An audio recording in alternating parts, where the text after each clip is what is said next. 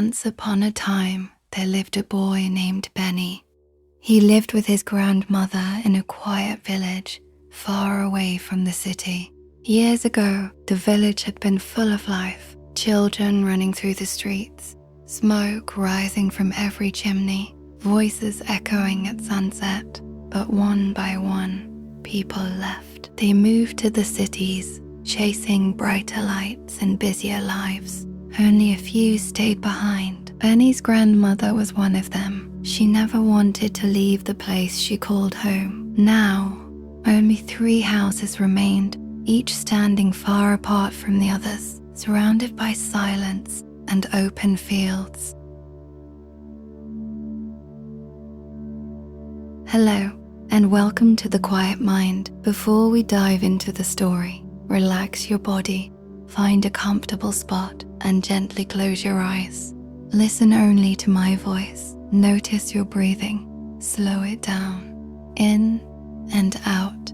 Feel your mind becoming lighter, quieter. It may take time to learn this calmness, but with practice, it will come naturally. Now, let go of everything.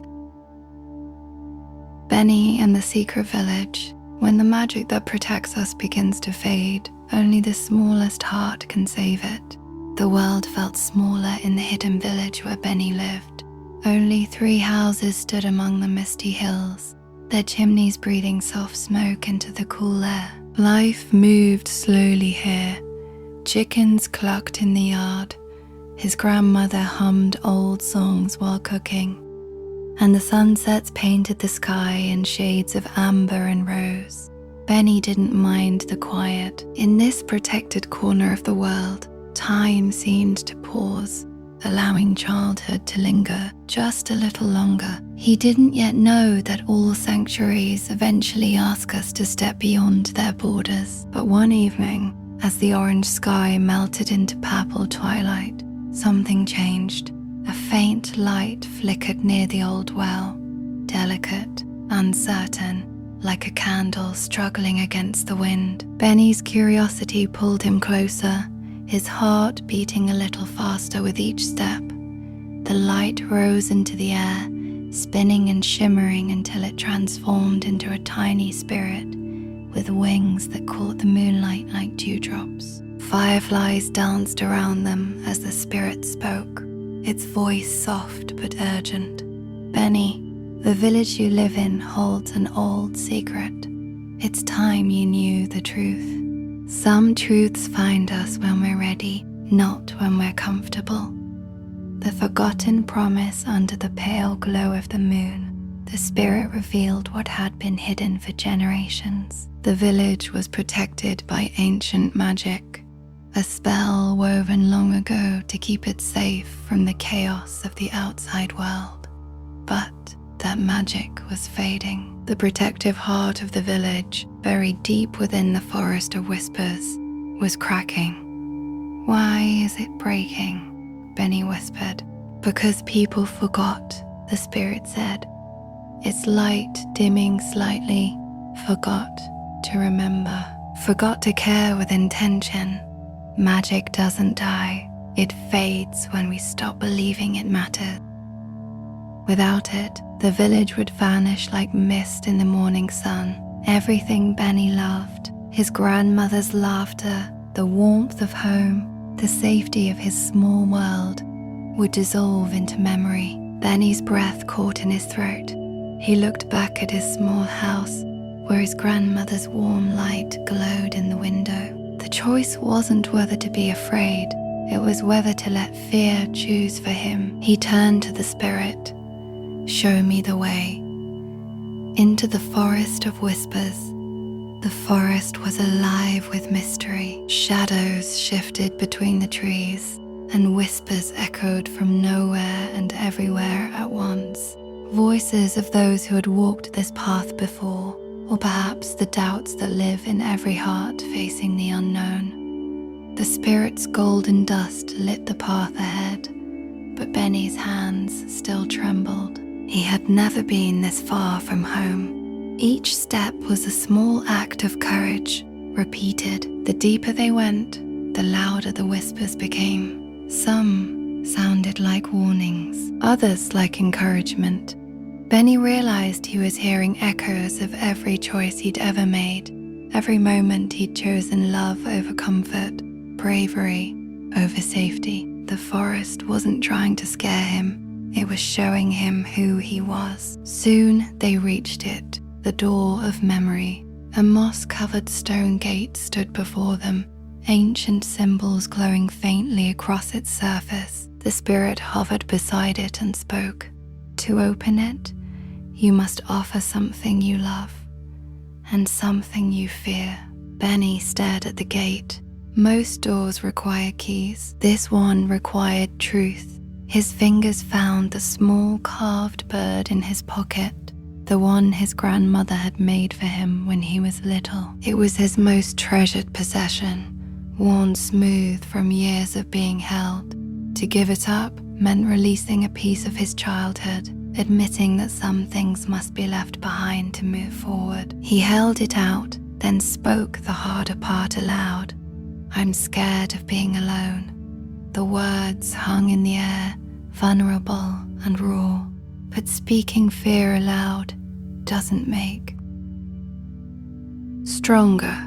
It makes it manageable, real, something that can be faced rather than hidden. The gate rumbled. Light poured from the cracks in the stone, slowly, trembling with ancient weight. It began to open. Beyond the gate, Benny could see nothing but golden light, warm, inviting, and utterly terrifying. The spirit turned to him one last time. What lies beyond will test everything you think you know about love, about courage, about what it means to protect something precious. Are you ready? Benny took a breath, then another. He thought of his grandmother's warm kitchen, the safety of his small world, the child he had been just hours ago. Then he stepped forward into the light. Before we continue, consider what you've witnessed. The hidden village represents innocence, that protected space where we're sheltered from harsh truths, but no sanctuary lasts forever. The spirit is the call to adventure, the voice of destiny that finds us when transformation is necessary, not when it's convenient. The forest of whispers embodies uncertainty and self-discovery. Every hero must walk through their own dark forest, confronting the unknown parts of themselves. The door of memory asks the most profound question: what are you willing to sacrifice, and what are you willing to admit about yourself? True courage isn't fearlessness, it's vulnerability. The carved bird symbolizes childhood itself, precious, irreplaceable, and ultimately something we must release to grow. What Benny offers isn't just an object and a confession. It's the acknowledgement that becoming who we need to be requires letting go of who we were. Benny discovered that his peaceful village was protected by fading ancient magic. Guided by a mysterious spirit, he ventured into the forest of whispers and faced the door of memory, offering both what he loved most and his deepest fear. Now, he steps through into the unknown. Beyond the door, the golden light enveloped Benny like warm water, and for a moment he felt weightless, suspended between worlds. When his feet touched solid ground again, he found himself in a glowing cave filled with crystals that hummed with energy, each one holding fragments of memories. Births and deaths, celebrations and sorrows, promises made and kept. The air itself felt alive, charged with something ancient and powerful. At the center of it all lay a stone heart, massive and cracked, its light flickering like a dying star. Fissures ran across its surface like rivers of darkness, and with each pulse, Benny could feel it growing weaker. The spirit floated beside him, its light dimmer now, as if the journey had drained it too. "This heart beats for everyone who has ever loved this place," the spirit said softly. "It's not breaking because it's old. It's breaking because no one has remembered to fill it. You must heal it, Benny. Only a heart full of active love can restore what has been broken." "But I'm just a kid," Benny whispered, staring at the enormous cracked heart.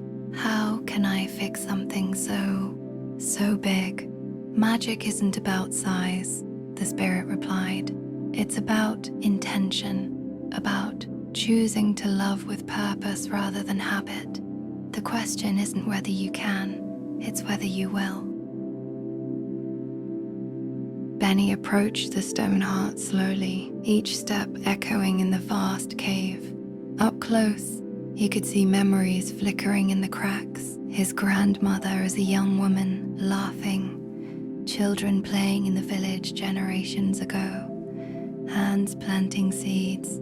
Families gathered around fires. All the love that had ever existed in his village was held here, slowly fading because people had forgotten to actively cherish it. He knelt before the heart and placed his small hands on its cold surface. At first, nothing happened.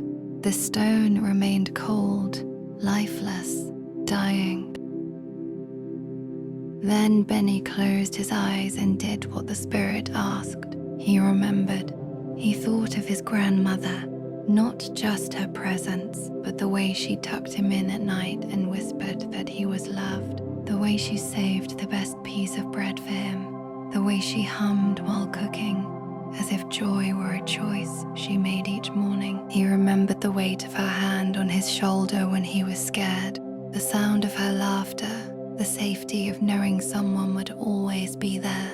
He thought of the chickens in the yard, how silly they looked when they ran, how even caring for them was an act of love. He thought of the sunsets, not just seeing them, but choosing to stop and watch them to acknowledge beauty.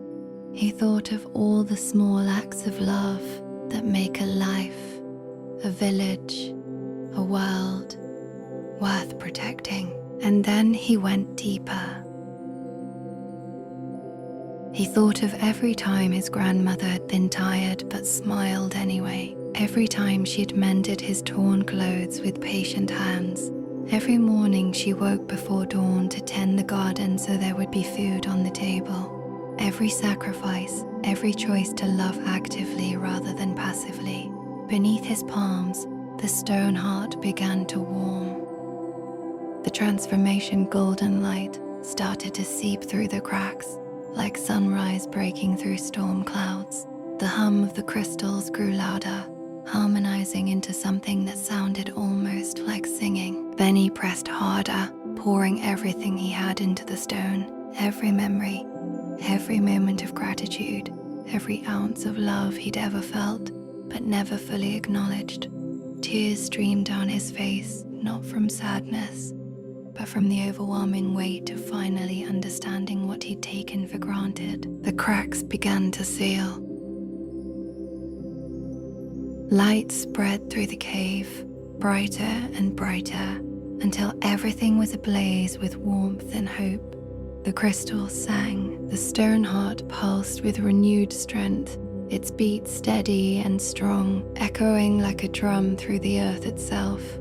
The magic wasn't just restored, it was renewed, fed by someone who finally understood what it meant to actively cherish something. The spirit's light grew brilliant, its wings expanding as it was restored by the healing. It looked at Benny with something that might have been pride or gratitude or both. "You did it," it whispered. "You remembered. And in remembering, you protected not just your village, but the idea that love, active, intentional love, is the only magic that truly matters." The cave began to fade, the golden light wrapping around Benny like a blanket, pulling him gently back toward home. The morning after Benny woke to the sound of birds chirping, Soft sunrise light spilled across his face. He was lying in the grass near his house, and his grandmother was calling him in for breakfast, her voice carrying the same warmth it always had. "Benny, come, eat before the porridge gets cold." He sat up slowly, his head spinning slightly.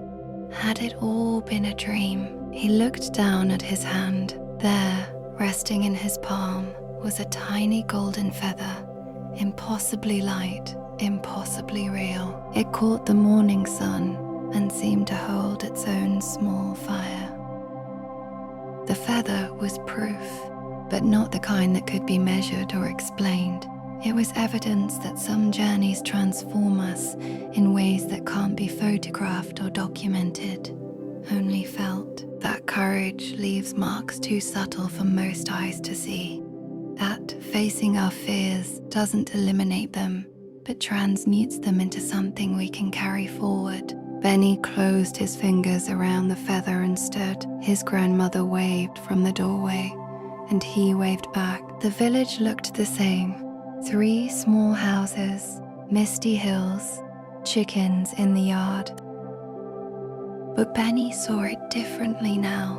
He saw it as something that required his love, not just his presence. Something to be protected with intention, not taken for granted. He noticed the way the morning light hit his grandmother's face, making her look both ancient and timeless. He heard the chickens, not as background noise, but as small lives depending on his care. He saw the magic that had always been there, waiting for someone to acknowledge it. The golden feather felt warm in his pocket, a weightless reminder that the most profound changes often leave the subtlest marks. He walked toward home, toward breakfast, toward his grandmother, toward the daily choice to love what matters while we still can. Some endings are really beginnings. Some dreams are truer than waking. And some magic only works if we believe it's worth protecting. Epilogue. The lesson. That evening, as Benny helped his grandmother prepare dinner, she paused and looked at him curiously. "You seem different today," she said, tilting her head. "Older somehow. Did something happen?" Benny smiled and touched the pocket where the feather rested. "I just realized something, Grandma." "Oh? What's that?" "That love isn't something that just happens. It's something we do every day on purpose." His grandmother's eyes crinkled with warmth. She reached out and touched his cheek gently. "Took me 40 years to learn that lesson," she said softly. "You figured it out much faster than I did." She returned to stirring the pot, humming that same old song.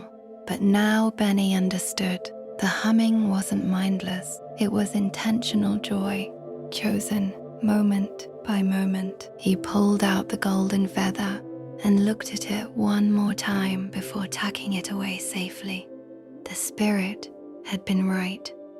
The village held an old secret, and the secret was this: magic doesn't protect us. We protect magic, and we do it by choosing every single day to love what we have while we still have it. The deeper meaning. Who is Benny? Benny is all of us at the threshold between innocence and awareness. The moment when we realize that the safe, small world we've known cannot last forever unless we choose to protect it. He represents the child we were and the adult we're becoming, caught in that liminal space where wonder meets responsibility. The golden feather. The feather represents proof of transformation. It's not just evidence that the journey was real. It's a reminder that when we face our fears and act with love, we carry something precious forward. The feather is light, almost weightless, yet it holds immense value. It symbolizes that the most profound changes often leave the subtlest marks. The stone heart. The heart mirrors collective memory and shared responsibility. It cracks because people forget. forget to actively love, to intentionally cherish, to consciously protect what matters. Benny's act of remembering heals it, suggesting that preserving what we value requires conscious, heartfelt effort, not passive appreciation. What the story wants to tell you that love is not passive. It's an active choice made daily to remember and cherish what matters. That courage isn't the absence of fear, but the willingness to be vulnerable. That magic exists in the space between belief and proof, and we choose which side to stand on. That growing up doesn't mean abandoning wonder. It means becoming its guardian. The village will fade without intention. The heart will crack without active love. And we, like Benny, must choose every day to be the ones who remember. Thank you for joining Benny on his journey. May you find your own golden feather, and may you remember to love what matters while you still can.